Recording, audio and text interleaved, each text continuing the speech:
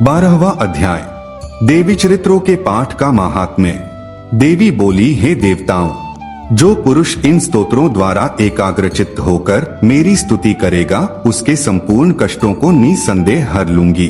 मधुकैटभ के नाश, महिषासुर के वध और शुंभ तथा निशुंभ के वध की जो मनुष्य कथा कहेगे, मेरे महात्म्य को अष्टमी, चतुर्दशी व नवमी के दिन एकाग्रचित्त से भक्ति पूर्वक सुनेंगे, उनको कभी कोई पाप न रहेगा। पाप से उत्पन्न हुई विपत्ति भी उनको न सताएगी, उनके घर में दरिद्रता न होगी और न उनको प्रियजनों का बिछोह होगा, उनको किसी प्रकार का भय न होगा। इसीलिए प्रत्येक मनुष्य को भक्ति पूर्वक मेरे इस कल्याणकारक महात्म्य को सदा पढ़ना और सुनना चाहिए।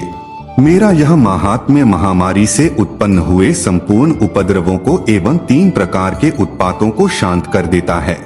जिस घर व मंदिर में या जिस स्थान पर मेरा यह स्तोत्र विधि पूर्वक पढ़ा जाता है, उस स्थान का मैं कभी भी त्याग नहीं करती और वहाँ सदा ही मेरा निवास रहता है।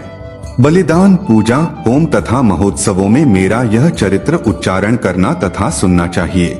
ऐसा हवन या पूजन मनुष्य जानकर या बिना जाने करे, मैं उसे तुरंत ग्रहण कर लेती हूँ और शरद काल में प्रत्येक वर्ष जो महापूजा की जाती है, उनमें मनुष्य भक्ति पूर्वक मेरा यह महात्म्य सुनकर सब विपत्तियों से छूट जाता है और धन, धान्य तथा पुत्रादि से संपन्न हो जाता है। और मेरे इस महात्म्य व कथाओं इत्यादि को सुनकर मनुष्य निर्भय हो जाता है और महात्म्य के श्रवण करने वालों के शत्रु नष्ट हो जाते हैं तथा कल्याण की प्राप्ति है और उनका कुल आनंदित हो जाता है।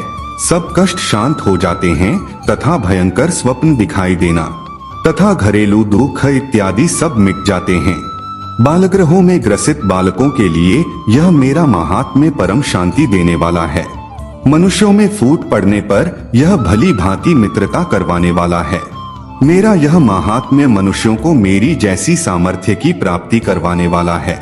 पशु, पुष्प, अर्घ्य, धूप, गंध, दीपक इत्यादि सामग्रियों द्वारा पूजन करने से, ब्राह्मण को भोजन करा के, हवन करके, प्रतिदिन अभिषेक करके, नाना प्रकार के भोगों को अर्पण करके और प्रत्येक वर्ष दान इत्यादि करके जो मेरी आराधना की जाती है और उससे मैं जैसी प्रसन्न हो जाती हूँ, वैसी प्रसन्न मैं इस चरित्र के सुनने से हो जाती हूँ।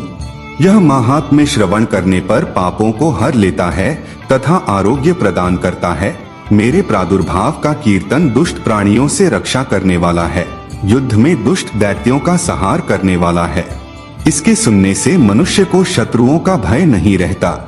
हे देवताओं, तुमने जो मेरी स्तुति की है अथवा ब्रह्मा जी ने जो मेरी स्तुति की है, वह मनुष्यों को कल्याणमयी बुद्धि प्रदान करने वाली है। वन में सूने मार्ग में अथवा दावानल से घिर जाने पर, वन में चोरों से घिरा हुआ या शत्रुओं द्वारा पकड़ा हुआ, जंगल में सिंहों से, व्याघ्रों से या जंगली हाथियों द्वारा पीछा किया हुआ, राजा के क्रुद्ध हो जाने पर मारे जाने के भय से, समुद्र में नाव के डगमगाने पर, भयंकर युद्ध में फंसा होने पर, किसी भी प्रकार की पीड़ा से पीड़ित, घोर बाधाओं से दुखी हुआ मनुष्य मेरे इस चरित्र को स्मरण करने से संकट से मुक्त हो जाता है। मेरे प्रभाव से सिंह, चोर या शत्रु इत्यादि दूर भाग जाते हैं और पास नहीं आते। महर्षि ने कहा, प्रचंड पराक्रम वाली भगवती चंडिका यूं कहने के पश्चात सब देवताओं के देखते ही देखते अंतर्धान हो गई और संपूर्ण देवता अपने शत्रुओं के मारे जाने पर पहले की तरह यज्ञ भाग का उपभोग करने लगे और उनको अपने अधिकार फिर से प्राप्त हो गए तथा युद्ध में देवताओं के शत्रुओं शुंभ व निशुंभ के देवी के हाथों मारे जाने पर बाकी बचे हुए राक्षस पाताल को चले गए। हे राजन, इस प्रकार भगवती अंबिका नित्य होती हुई भी बार बार प्रकट होकर इस जगत का पालन करती है, इसको मोहित करती है, जन्म देती है और प्रार्थना करने पर समृद्धि प्रदान करती है। हे राजन, भगवती ही महाप्रलय के समय महामारी का रूप धारण करती है और वही संपूर्ण ब्रह्मांड में व्याप्त है और वही भगवती समय समय पर महाकाली तथा महामारी का रूप बनाती है और स्वयं अजन्मा होती हुई भी सृष्टि के रूप में प्रकट होती है। वह सनातनी देवी प्राणियों का पालन करती है और वही मनुष्य के अभ्युदय के समय घर में लक्ष्मी का रूप बनाकर स्थित हो जाती है तथा अभाव के समय दरिद्रता बनकर विनाश का कारण बन जाती है। पुष्प, धूप और गंध आदि से पूजन करके उसकी स्तुति करने से वह धन एवं पुत्र देती है। और धर्म में शुभ बुद्धि प्रदान करती है। 13वां अध्याय, राजा सुरथ और वैश्य को देवी का वरदान। महर्षि मेधा ने कहा, हे राजन, इस प्रकार देवी के उत्तम महात्म्य का वर्णन मैंने तुमको सुनाया।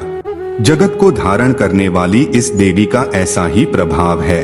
वही देवी ज्ञान को देने वाली है और भगवान विष्णु की इस माया के प्रभाव से तुम और यह वैश्य तथा अन्य विवेकी जन मोहित होते हैं और भविष्य में मोहित होगे। हे राजन, तुम इसी परमेश्वरी की शरण में जाओ। यही भगवती आराधना करने पर मनुष्य को भोग, स्वर्ग तथा मोक्ष प्रदान करती है। मार्कंडेय जी ने कहा, महर्षि मेधा की यह बात सुनकर राजा सुरथ ने उन उग्र व्रत वाले ऋषि को प्रणाम किया और राज्य के छिन जाने के कारण उसके मन में अत्यंत ग्लानि हुई और वह राजा तथा वैश्य तपस्या के लिए वन को चले गए और नदी के तट पर आसन लगाकर भगवती के दर्शनों के लिए तपस्या करने लगे। दोनों ने नदी के तट पर देवी की मूर्ति बनाई और पुष्प, धूप, दीप तथा हवन द्वारा उसका पूजन करने लगे। पहले उन्होंने आहार को कम कर दिया, फिर बिल्कुल निराहार रहकर भगवती में मन लगाकर एकाग्रता पूर्वक उसकी आराधना करने लगे। वह दोनों अपने शरीर के रक्त से देवी को बलि देते हुए 3 वर्ष तक लगातार भगवती की आराधना करते रहे। 3 वर्ष के पश्चात जगत का पालन करने वाली चंडिका ने उनको प्रत्यक्ष दर्शन देकर कहा, देवी बोली, हे राजन तथा अपने कुल को प्रसन्न करने वाले वैश्य, तुम जिस वर की इच्छा रखते हो वह मुझसे मांगो, वह वर मैं तुमको दूंगी क्योंकि मैं तुम पर अत्यंत प्रसन्न हूँ।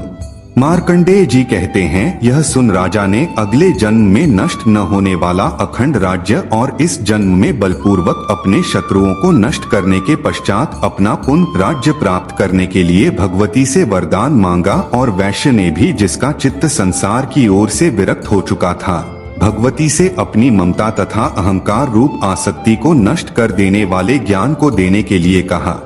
देवी ने कहा, हे राजन, तुम शीघ्र ही अपने शत्रुओं को मारकर पुनः अपना राज्य प्राप्त कर लोगे। तुम्हारा राज्य स्थिर रहने वाला होगा। फिर मृत्यु के पश्चात आप सूर्यदेव के अंश से जन्म लेकर सावर्णिक मनु के नाम से इस पृथ्वी पर ख्याति को प्राप्त होगे। हे वैश्य, कुल में श्रेष्ठ आपने जो मुझसे वर मांगा है वह आपको देती हूँ। आपको मोक्ष को देने वाले ज्ञान की प्राप्ति होगी। मार्कंडेय जी कहते हैं, इस प्रकार उन दोनों को मनोवांछित वर प्रदान कर तथा उनसे अपनी स्तुति सुनकर भगवती अंतर्धान हो गई और इस प्रकार क्षत्रियों में श्रेष्ठ वह राजा सुरथ भगवान सूर्यदेव से जन्म लेकर इस पृथ्वी पर सावर्णिक मनु के नाम से विख्यात हुए।